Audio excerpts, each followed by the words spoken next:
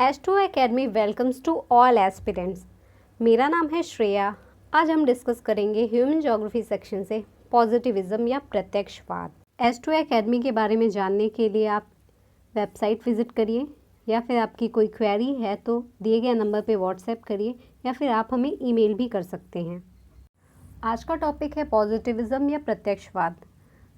Topic शुरू करने से पहले सबसे पहले ये जानने लेना बहुत ज़रूरी है कि पॉजिटिविज्म या प्रत्यक्षवाद हम क्यों पढ़ें। जब भी हम ह्यूमन ज्योग्राफी के किसी भी स्टडी के अप्रोच या फिर अदर कॉन्सेप्ट्स को पढ़ते हैं तो ज़्यादातर कॉन्सेप्ट्स हमें क्या मिलते हैं कि उनका उद्भव प्रत्यक्षवाद, पॉजिटिविज्म या फिर क्वांटिटेटिव रिवोल्यूशन के विरोध स्वरूप हुआ है। तो ये बात जान लेना बहुत ज़रूरी है कि जिस विषय के बारे में हम पढ़ रहे हैं उसका उद्भव जो हुआ है किसी के विरोध के बारे में हुआ है, तो वो विरोध ही किस प्रकृति का है। तो इस क्रम में हम पॉजिटिविज्म फिलॉसफी को पढ़ेंगे। तो हम ये देखेंगे कि इस फिलॉसफी की शुरुआत कहाँ से हुई। पॉजिटिविज्म जो फिलॉसफी है उसकी शुरुआत हुई फ्रांसीसी क्रांति के बाद। फ्रांसीसी क्रांति के पहले क्या था कि यूरोपियन जो वर्ल्ड था वहाँ पे एक नेगेटिव फिलॉसफी का प्रचलन था। वो दर्शन है, ये जो नेगेटिव फिलॉसफी है ये ना तो रचनात्मक था और ना ही प्रयोगात्मक था। इसमें कोई प्रैक्टिकलिटी नहीं थी, ना तो इसमें कोई क्रिएटिविटी थी। ये जो नेगेटिव फिलॉसफी थी उसमें क्या था कि ये भावना प्रधान थी। ये समस्याओं का समाधान ढूंढने के लिए कल्पनाओं में विकल्पों को तलाशते थे। ये यथार्थ की समस्या को काल्पनिक रूप में हल करने की कोशिश करते थे। इसी की प्रतिक्रिया के स्वरूप पॉजिटिविज्म या प्रत्यक्षवाद की शुरुआत हुई। या प्रत्यक्षवाद दर्शन की शुरुआत की ऑगस्ट कॉम्टे ने। सबसे पहले हम देख लेते हैं कि इस प्रत्यक्षवाद के उद्देश्य क्या थे। प्रत्यक्षवाद का उद्देश्य था तथ्यों के प्रेक्षण द्वारा अनुभव कर उनमें जो उपस्थित संबंधों पर आधारित ज्ञान है उसको प्राप्त किया जाए, उस ज्ञान से मानवता की सेवा की जाए। ये प्रत्यक्षवाद का मेन मोटो था। अगर हम बेसिक कॉन्सेप्ट्स की बात करें कि बेसिक बिलीव्स क्या थे प्रत्यक्षवाद के, तो उसमें सबसे पहले हम ये देखेंगे कि ये धर्म एवं परंपराओं के विरुद्ध एक दार्शनिक आंदोलन था। ये कुरीतियों और रूढ़ियों का विरोध करता था और एक ये दार्शनिक आंदोलन था। का जो दर्शन है उस ज्ञान का आधार जो है वो तथ्य या फैक्ट है। ये फैक्ट को बहुत ही हाईलाइट करते हैं। इनका मानना है कि फैक्ट्स जो हैं वही ट्रुथ है। हम कहता है कि तथ्य स्वयं साधन बनते हैं, facts speaks for themselves. Positivism ये भी कहता है कि यथार्थ वही है जो प्रत्यक्ष दिखता है। जो हम देख नहीं सकते वो वास्तविकता नहीं हो सकती है, ऐसा पॉजिटिविज्म का मानना है। ये जो दर्शन था वो अनुभव पे आधारित है, अनुभविक ज्ञान पे आधारित है, इसलिए इसको एम्पिरिसिज्म या अनुभववाद भी कहा जाता है। प्रत्यक्षवाद ये मानता है कि विज्ञान का जो रिलेशन है वो ऑब्जेक्टिविटी से है, उसके फैक्ट्स जो हैं वो ऑब्जेक्टिव हैं।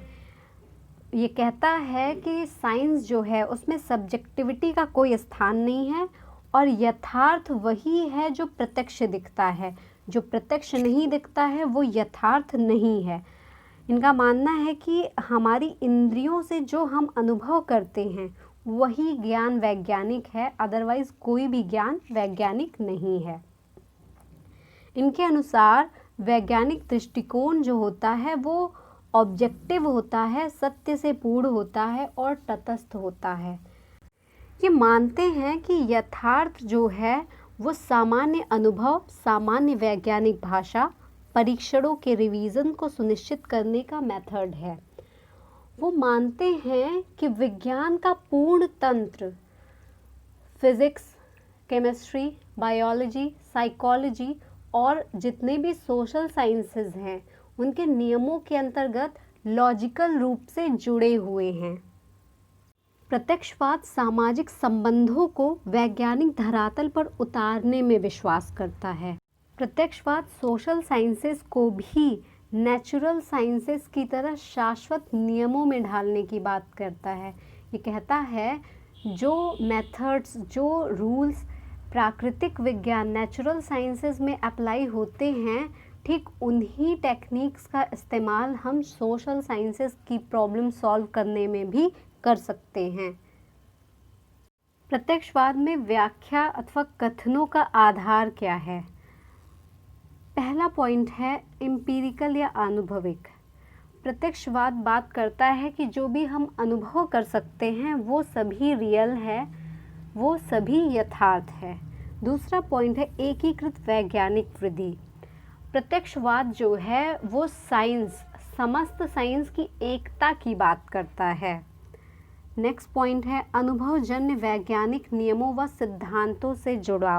नेक्स्ट हम बात करते हैं कि ये नियामक, नीति संगत और नैतिकता से मुक्त एवं स्वतंत्र ऑब्जर्वेशन है। ये मानव मूल्यों की बात नहीं करता है, ये नैतिकता की बात नहीं करता है। नेक्स्ट आते हैं कि ये अपरिवर्तनीय शाश्वत वैज्ञानिक व्यवस्था है और इसमें विज्ञान की जो है एकीकृत पद्धति सम्मिलित होती है जो कि लोक कल्याण के लिए काम करती है। अब हम बात करेंगे कि पॉजिटिविज्म जो फिलॉसफी है वो किन किन फिलॉसफीज़ को अपोज करती है। तो सबसे पहले बात आती है आदर्शवाद या आइडियलिज्म की। प्रत्यक्षवादी दर्शन आदर्शवाद या आइडियलिज्म का विरोध करता है क्योंकि आदर्शवाद जो है वो केवल मेंटल स्टेटस को बताता है और प्रत्यक्षवाद जो है वो अनुभविक ज्ञान को बताता है। प्रत्यक्षवाद नियामक और नीतिपरक नहीं है, जबकि आदर्शवाद जो है वो मानव मूल्यों की बात करता है। हम देखते हैं कि प्रत्यक्षवाद जो है वो ना तो मानव मूल्यों की बात करता है, मानव के विश्वास, आस्था, उसके एटीट्यूड, उसके पूर्वाग्रह, उसके जो कुछ डिसीजंस होते हैं पक्षपातपूर्ण, मानव के जो रीति रिवाज हैं, मानव की जो परंपराएं हैं, उसकी कुछ रुचियां हैं, इन सभी से जुड़े प्रश्नों व उनकी समस्याओं की बात प्रत्यक्षवाद नहीं करता है। क्योंकि प्रत्यक्षवाद कहता है कि इन बातों का निर्णय, इन सब का निर्णय जो है वो व्यक्तिवादिता से ग्रसित होता है, वो सब्जेक्टिव होता है और ये सभी विशेषताएं जिनकी अभी हमने बात की वो विभिन्न देश काल और विभिन्न समाजों में बदलते रहते हैं। इसीलिए इनके निर्णय जो हैं वो वैज्ञानिक आधार पर संभव नहीं है। इसीलिए प्रत्यक्षवाद इन समस्याओं का समाधान नहीं करता है। लेकिन प्रत्यक्षवाद का जो दर्शन है वो कैसा है? प्रत्यक्षवाद का दर्शन वस्तुपरक है, वो निष्पक्षता की बात करता है और वो एक तटस्थता पर आधारित विज्ञान है। नेक्स्ट हम बात करेंगे कि प्रत्यक्षवादी जो दर्शन है वो अधिनायकवादी शासनों में विकसित जो सोच होती है उसका विरोध करता है। प्रत्यक्षवाद के इस डिक्टेटोरियल रिजीम्स के विरोध की बात अगर हम हिस्ट्री में देखें तो हम पाते हैं कि 1930 में जो वियना सर्किल की स्थापना हुई थी उसमें जो सदस्य थे वो अधिकांशतः प्रत्यक्षवादी थे। नेक्स्ट हम देखते हैं कि प्रत्यक्षवादी दर्शन जो है वो नाजीवादियों का भी विरोध करता है। वो नाजीवादी सोच को पक्षपातपूर्ण एवं तर्कशून्य मानते हैं। जैसा कि हमने शुरू से ही देखा कि जो पॉजिटिविज्म ये फिलॉसफी है उसमें तर्क को ही सबसे ज़्यादा महत्व दिया गया है। इन सब के अलावा प्रत्यक्षवादी वैज्ञानिक जो थे वो उन सभी विचारों का विरोध करते थे जिनका आनुभविक रूप से परीक्षण ना किया जा सकता हो। इस सब के साथ वो उस सभी ज्ञान का भी विरोध करते थे जो निर्धारित पद्धतियों से खोजा ना जा सके। नेक्स्ट बात करते हैं ऑगस्ट कॉम्टे की। ऑगस्ट कॉम्टे ने सबसे पहले पॉजिटिविज्म फिलॉसफी की बात की थी। उनका मानना था कि मानवता के विकास के लिए सामाजिकता को वैज्ञानिक धरातल पर स्थापित करना चाहिए। वो आध्यात्म और कोरे बुद्धिवाद को निरर्थक ज्ञान के रूप में मानते थे। कॉम्टे ने सामाजिक विकास के तीन चरण बताए। उन्होंने बताया कि जो पहला चरण है थियोलॉजिकल या ईश्वर मीमांसा, इस चरण में क्या होता है कि मानव प्रत्येक घटना को ईश्वरीय सत्ता या ईश्वर की इच्छा समझ लेता है। इस स्टेज में बताते हैं कि मेटाफिजिकल या तत्व मीमांसा का जो चरण है उसमें सामाजिक व्यवस्था का विकास तात्विक, बुद्धिपरक और अभौतिक विचारों के व्याख्या द्वारा होता है। तीसरा जो चरण है कैजुअल कनेक्शंस या कार्य कारण संबंध, इसमें बताया गया कि सामाजिक क्रियाएं और विकास कार्य कारण संबंध के रूप में जुड़े हुए होते हैं। मानव अपने निर्णयों को संबंधित कारणों के आधार पर सुनिश्चित कर सकता है, उसको चुन सकता है और ऐसे कारणों की पहचान भी मानव द्वारा की जा सकती है सामाजिक विकास के तृतीय चरण में।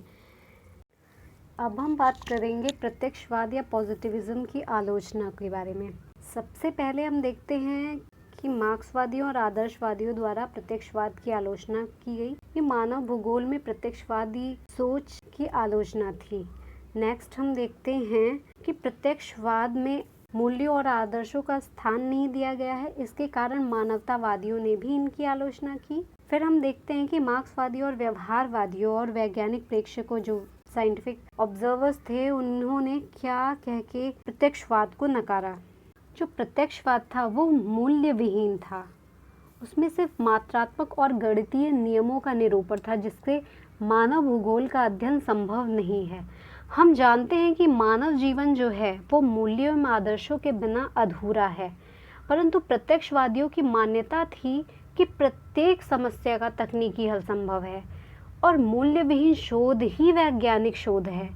लेकिन अगर हम व्यवहार में देखें तो कोई भी शोध कार्य होता है जो वो अनेक स्थलों पर सब्जेक्टिविटी लिए हुए होता है, क्योंकि अनेक शोध कार्य हम जब करते हैं तो विभिन्न शोध स्थल जो होते हैं वो लोगों से घिरे हुए होते हैं और पर्सन एज अ सब्जेक्ट हम स्टडी करते हैं तो वहाँ सब्जेक्टिविटी आती है और शोध का जो कार्य होता है वो लोगों के द्वारा प्रभावित होता है।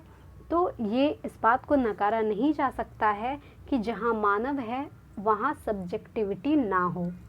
नेक्स्ट हम बात करते हैं कि प्रत्यक्षवादियों ने माना कि समस्त विज्ञानों में एकता है, समस्त विज्ञान एक रूप हैं, लेकिन ऐसा नहीं है, क्योंकि सामाजिक वैज्ञानिक जो हैं उनमें आज तक एकता का विकास संभव नहीं हो सका और ना ही फ्यूचर में होने की संभावना है। अगर हम प्रत्येक विषय को देखें, अगर चाहे तो सामाजिक विज्ञान को देखें, तो प्रत्येक विषय जो है वो अपनी अलग विशेषता लिए हुए है, चाहे वो सोशियोलॉजी हो, चाहे वो साइकोलॉजी हो, पॉलिटिकल साइंस हो या फिर ज्योग्राफी हो।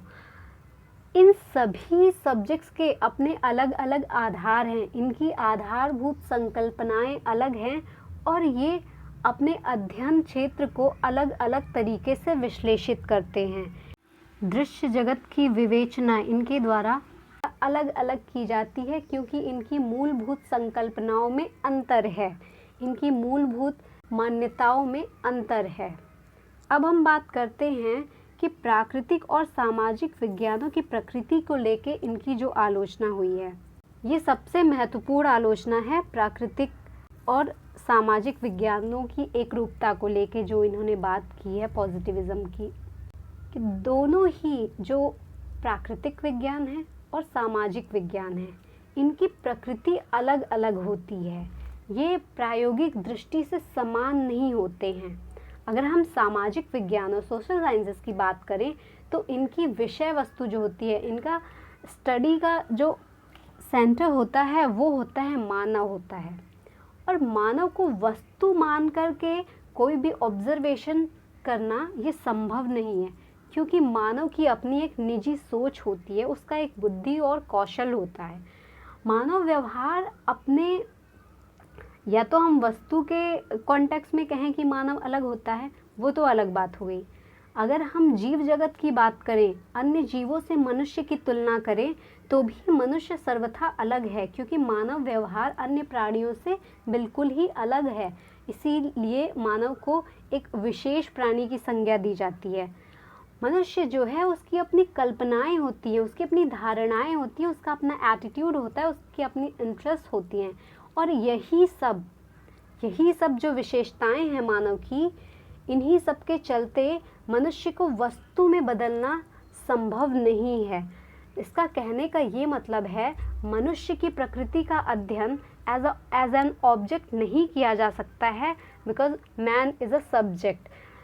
मैन जो है वो अपने आप में ही सब्जेक्टिविटी लिए हुए है, तो उसका ऑब्जेक्टिव स्टडी नहीं की जा सकती है। तो इस प्रकार से हम देखते हैं कि मानव व्यवहार पर आधारित जो मानव भूगोल हैं और अन्य जो सामाजिक विज्ञान हैं, उनमें जो नियम निरूपण किए जाते हैं, जो भी नियम सिद्धांत बनाए जाते हैं, उनमें सब्जेक्टिविटी का कंपोनेंट जो होता है बहुत ही महत्वपूर्ण होता है। इस कारण से प्रत्यक्षवाद की ये मान्यता कि प्राकृतिक और सामाजिक विज्ञान एक जैसे होते हैं, इनकी प्रकृति एक जैसी होती है और इनके अध्ययन में एक जैसे सिद्धांतों को लागू कर सकते हैं, ये गलत साबित हो जाती है। तो ये रही प्रत्यक्षवाद या पॉजिटिविज्म की आलोचना। तो ये टॉपिक यहीं ख़त्म होता है। अपने वैल्यूएबल फीडबैक कमेंट सेक्शन में ज़रूर दें और ऐसी एजुकेटिव वीडियोस के लिए सब्सक्राइब करें S2 एकेडमी को। Thank you.